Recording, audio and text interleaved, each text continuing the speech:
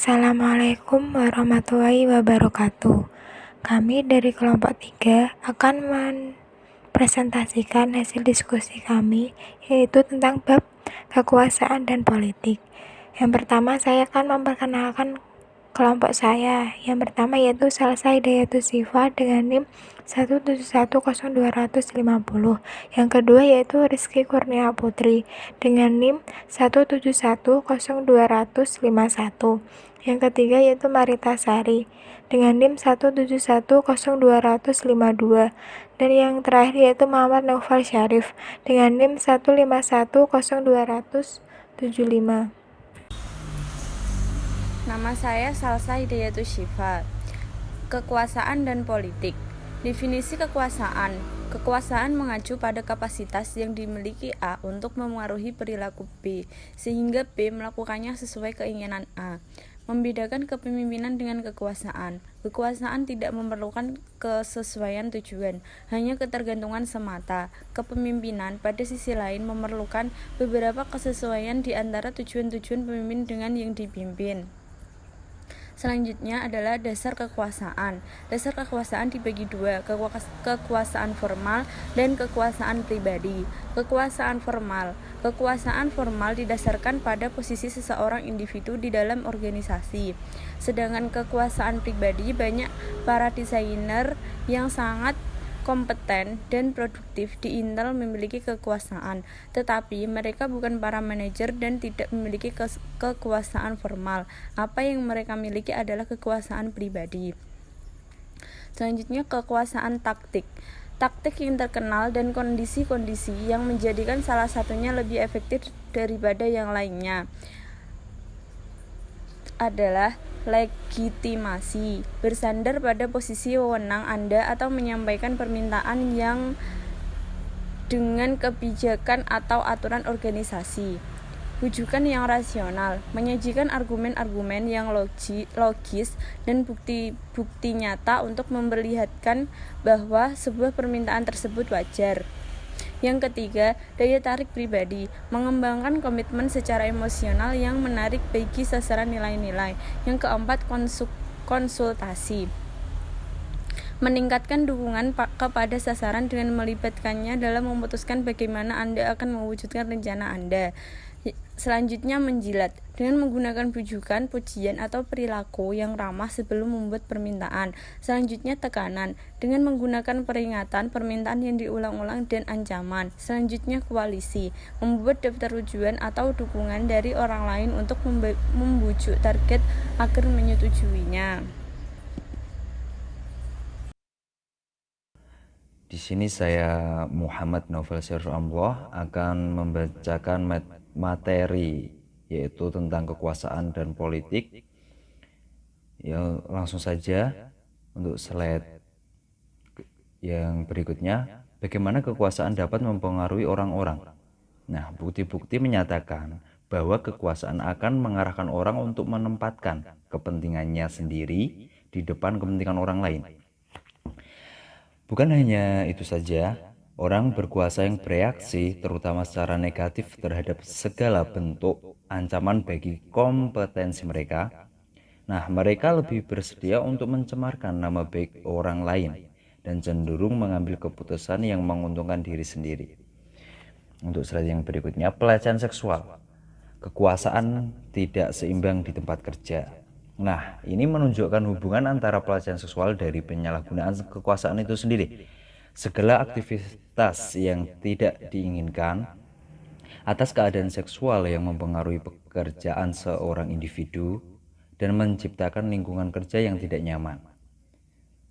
Beberapa cara yang dilakukan oleh para manajer agar dapat melindungi dari mereka sendiri, dari para pekerja mereka dari pelecehan seksual. Nah, untuk yang pertama, yaitu memastikan suatu kebijakan aktif yang mendefinisikan apa yang merupakan pelecehan seksual. Untuk yang kedua, meyakinkan para pekerja bahwa mereka tidak akan berharap dengan pembalasan jika mereka menyampaikan keluhan.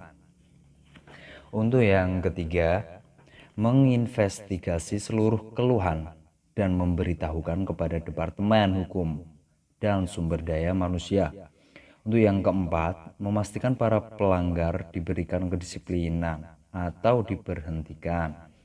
Untuk yang kelima, menetapkan seminar-seminar di perusahaan untuk meningkatkan kewaspadaan dari para pekerja atas persoalan-persoalan pelecehan seksual.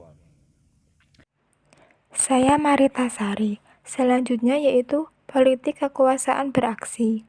Perilaku berpolitik adalah aktivitas yang tidak dipersyaratkan sebagai bagian dari peranan formal seseorang dalam organisasi tetapi yang mempengaruhi distribusi keuntungan dan kerugian di dalam organisasi. Wawancara dengan para manajer yang berpengalaman menunjukkan bahwa sebagian besar meyakini perilaku berpolitik merupakan bagian utama dari keberlangsungan organisasi. Banyak manajer yang melaporkan beberapa penggunaan dari perilaku berpolitik etis dan diperlukan, sepanjang tidak membahayakan orang lain secara langsung. Selanjutnya yaitu penyebab dan konsekuensi dari perilaku politik. Faktor-faktor yang dapat mempengaruhi perilaku politik ada dua. Yang pertama yaitu faktor-faktor individu, dan yang kedua faktor-faktor organisasi. Faktor-faktor individu terdiri dari pengawasan diri sendiri yang tinggi, tempat kendali secara internal, kepribadian match yang tinggi, investasi organisasional, alternatif kepekerjaan yang dipandang, ekspektasi atas keberhasilan.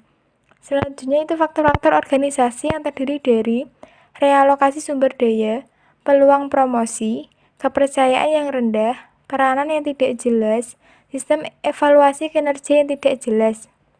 Selanjutnya yaitu bagaimana orang-orang memberikan tanggapan terhadap politik organisasi. Para peneliti juga mencatat beberapa kualifikasi yang menarik.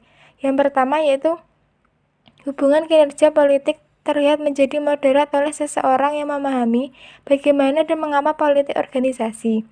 Ketika politik dan pemahaman terhadap politik tinggi, maka kinerja cenderung meningkat, karena individu akan melihat tindakan berpolitik sebagai sebuah peluang. Yang kedua, perilaku politik di tempat kerja memiliki efek yang moderat terhadap kepemimpinan yang beretika. Salah satu studi mengemukakan bahwa para pekerja pria lebih responsif terhadap kepemimpinan yang beretika dan menunjukkan perilaku kewarganegaraan yang tinggi ketika level keduanya, baik politik maupun kepemimpinan yang beretika tersebut tinggi. Yang terakhir, ketika para pekerja memandang politik sebagai sebuah ancaman, maka mereka seringkali memberikan tanggapan dengan perilaku defensif. Perilaku defensif adalah perilaku yang reaktif dan protektif untuk menghindari tindakan, penyalahgunaan atau perubahan. Perkenalkan, nama saya Rizky Kurnia Putri, NIM 171020051. Yang pertama yaitu manajemen kesan.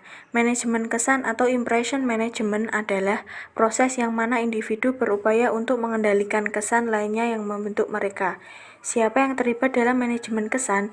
Yaitu pengawasan diri yang tinggi. Pengawasan diri yang rendah cenderung untuk menampilkan citra diri mereka sendiri yang konsisten dengan kepribadian tanpa memperhatikan efek yang menguntungkan atau merugikan bagi mereka. Sebaliknya, pengawasan diri sendiri yang tinggi tepat ketika membaca situasi dan mencetak penampilan mereka serta perilaku untuk menyesuaikan dengan masing-masing situasi. Yang selanjutnya yaitu etika dalam perilaku politik. Etika politik adalah filsafat moral tentang dimensi politis kehidupan manusia atau cabang filsafat yang membahas prinsip-prinsip moralitas politik. 5 prinsip dasar etika politik yaitu yang pertama pluralisme, yang kedua HAM, solidaritas bangsa, demokrasi, dan keadilan sosial. Yang pertama yaitu pluralisme. Pluralisme adalah mengimplikasikan pengakuan terhadap kebebasan beragama, kebebasan berpikir, kebebasan mencari informasi, dan toleransi. Yang kedua yaitu HAM. HAM adalah bukti kemanusiaan yang adil dan beradab, karena hak asasi manusia menyatakan bagaimana manusia wajib diperlakukan dan wajib tidak diperlakukan. Jadi bagaimana manusia harus diperlakukan agar sesuai dengan martabatnya sebagai manusia. Yang ketiga yaitu solidaritas bangsa, mengatakan bahwa kita tidak hanya hidup demi diri sendiri, melainkan juga demi orang lain, bahwa kita bersatu senasib sepenanggungan. Yang keempat yaitu demokrasi.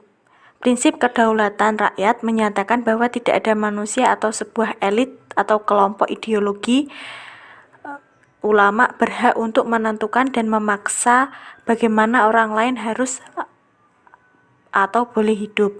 Yang terakhir yaitu keadilan sosial merupakan norma moral yang paling dasar dalam kehidupan bermasyarakat. Yang selanjutnya yaitu memetakan karir politik Anda. Berpikir mengenai kekuasaan dan politik adalah dalam hal karir Anda sendiri. Dengan peta politik dapat membantu Anda untuk membuat sketsa hubungan Anda dengan orang-orang kepada siapa karir Anda bergantung.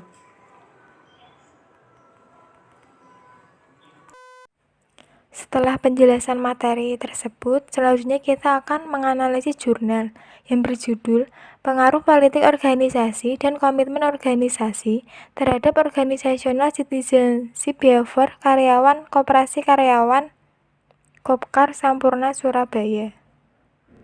Perkenalkan, nama saya Rizky Kurnia Putri, NIM 171020051. Latar belakang, perubahan lingkungan yang cepat yang ditandai dengan kemajuan informasi, perubahan selera pasar, perubahan demografi, fluktuasi ekonomi, dan kondisi dinamis lain menurut organisasi untuk merespon perubahan yang terjadi agar tepat bermain dalam persaingan global. Untuk mencapai kinerja yang lebih baik, perusahaan harus dapat memanfaatkan resources yang ada di dalamnya termasuk memaksimalkan fungsi sumber daya manusia. Dalam literatur organisasi modern, perilaku dalam bentuk kerelaan untuk memberikan kontribusi yang lebih dari kewajiban formal bukanlah merupakan bentuk perilaku organisasi yang dapat memunculkan melalui basis kewajiban-kewajiban peran formal karyawan. Bateman dan Organ 1983 dalam Brahmasari 2009 menyebut perilaku ini sebagai Organizational Citizenship Behavior atau OCB. OCB juga akan mempunyai kegunaan bagi mereka yang sedang ingin dipromosikan ke jabatan yang lebih tinggi, atau dengan kata lain karyawan yang sedang memiliki kepentingan dan tujuan individual dalam organisasi. Pernyataan ini didukung oleh hasil penelitian Kropanzano 1997 dan penelitian hasil dari Vigoda 2002 yang menyatakan bahwa politik organisasi berpengaruh positif terhadap OCB. Selain itu, faktor lain yang melatar belakangi OCB adalah komitmen terhadap organisasi. Pernyataan ini didukung oleh hasil penelitian dari Bakshi 2011 yang menyatakan bahwa komitmen organisasi merupakan faktor yang mempengaruhi OCB. Pada aktivitas sehari-hari karyawan Kopkar Sampurna masih terlihat adanya OCB karyawan yang rendah. Melihat fenomena di atas serta banyaknya kondisi yang tidak diharapkan oleh perusahaan, tentu saja akan timbul pertanyaan tentang apa yang menjadi latar belakang rendahnya OCB para pekerja kontrak tersebut. Saya Marita Sari. Selanjutnya yaitu rumusan masalah. Yang pertama, terdapat pengaruh politik organisasi terhadap Organizational Citizenship Behavior atau OCB. Yang kedua, terdapat pengaruh komitmen organisasi terhadap Organizational Citizenship Behavior atau OCB. Yang ketiga, terdapat pengaruh secara bersama politik organisasi dan komitmen organisasi terhadap Organizational Citizenship Behavior atau OCB. Tujuan penelitian ini yaitu untuk menganalisis pengaruh politik organisasi dan komitmen organisasi terhadap OCB karyawan Kopkar Sampurna Surabaya. Selanjutnya itu bab 2 tinjauan pustaka. Landasan teori. Yang pertama, politik organisasi. Politik organisasi adalah sekumpulan perilaku teknis maupun non-teknis di luar uraian tugas yang dilakukan oleh karyawan dalam pekerjaannya demi tujuan pribadi maupun tujuan kelompok karyawan tersebut. Yang kedua yaitu komitmen organisasi. Komitmen organisasi adalah mencakup unsur loyalitas terhadap perusahaan, keterlibatan dalam pekerjaan, dan identifikasi terhadap nilai dan tujuan perusahaan.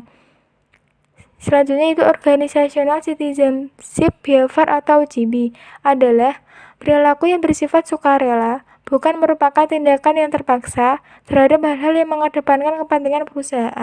Selanjutnya itu hipotesis penelitian. H1. Politik organisasi berpengaruh terhadap organization citizenship behavior atau OCB. H2. Komitmen organisasi berpengaruh terhadap organization citizenship behavior atau OCB. H3. Politik organisasi dan komitmen organisasi secara bersama-sama berpengaruh terhadap organization citizenship behavior atau OCB. Di sini saya Muhammad Novel Serfullah akan meneruskan membaca materi jurnal. Ya langsung saja. Di sini ada bab 3 yaitu metode penelitian, jenis penelitian. Jenis penelitian yang digunakan dalam penelitian ini adalah penelitian kausal. Penelitian ini menggunakan pendekatan kuantitatif dengan metode penelitian survei. Ya, berikutnya ada populasi. Populasi dari penelitian ini adalah seluruh karyawan Kopkar Sampurna Surabaya yang berjumlah 152 orang. Berikutnya ada sampel. Teknik pengambilan sampel adalah dengan menggunakan rumus Slovin, sehingga sampel yang digunakan untuk penelitian ini adalah sebanyak 60 orang dari 152 populasi. Ya, berikutnya variabel penelitian dan definisi operasional variabel penelitian. Variabel bebas yang digunakan dalam penelitian ini yaitu politik organisasi, komitmen organisasi, sedangkan variabel terikat yang digunakan dalam penelitian ini yaitu organization behavior citizenship. Berikutnya definisi operasional variabel. Di sini ada 3 yaitu yang pertama indikator politik organisasi yaitu organization practice dan politik. Ya, untuk yang kedua indikator untuk komitmen organisasi yaitu affective commitment, continuance commitment, dan normative commitment. Ya, untuk yang ketiga ada indikator untuk organization citizenship behavior yaitu altruism, consequentiveness, courtesy, sportsmanship, dan civic virtue. Skala pengukuran yang digunakan dalam penelitian ini adalah skala Likert. Dengan skala Likert, maka variabel yang akan diukur dijabarkan menjadi indikator variabel. Adapun skor yang diberikan dari skala Likert adalah sangat tidak setuju, diberi skor 1. Ya, tidak setuju bisa diberi skor 2, netral diberi skor 3, setuju diberi skor 4, dan sangat setuju diberi skor 5. Nama saya Salsa Hidayatus Syifa. Selanjutnya, metode pengumpulan data. Metode pengumpulan data yang digunakan dalam penelitian ini adalah metode kuesioner, metode wawancara, dan metode dokumentasi. Metode analisis data. Uji instrumen penelitian. 1. Uji validitas. 2. Uji reliabilitas. 3. Uji asumsi klasik. Teknik analisis data yaitu statistik deskriptif dan regresi lincar berganda. Selanjutnya, hasil dan pembahasan. Pertama, politik organisasi berpengaruh signifikan positif terhadap organizational citizenship behavior karyawan. Semakin tinggi politik organisasi yang dilakukan oleh karyawan akan meningkatkan organizational citizenship behavior karyawan Kopkar Sampurna Surabaya. Yang kedua, berdasarkan pada uji penelitian ini, diperoleh hasil bahwa komitmen organisasi tidak berpengaruh secara signifikan terhadap organizational citizenship behavior atau OCB karyawan. Hal tersebut terlihat dari nilai hitung variabel komitmen organisasi atau X2 sebesar 0,478 pada taraf signifikansi di atas 5%. Kondisi psikologis yang menandai hubungan antara karyawan dengan karyawan atau karyawan dengan perusahaan yang kurang baik, namun komitmen yang baik dari karyawan yaitu tetap menunjukkan profesionalismenya dengan tetap melaksanakan tugas dan job desk dengan baik. Yang ketiga, dari data dapat menggambarkan bahwa dengan adanya perilaku politik dan dikombinasikan dengan komitmen organisasi, maka akan mampu menghasilkan organizational citizenship behavior yang positif dan signifikan. Sekian presentasi dari kelompok kami. Apabila ada kata-kata yang kurang berkenan, kami mohon maaf. Semoga bermanfaat. Wassalamualaikum warahmatullahi wabarakatuh.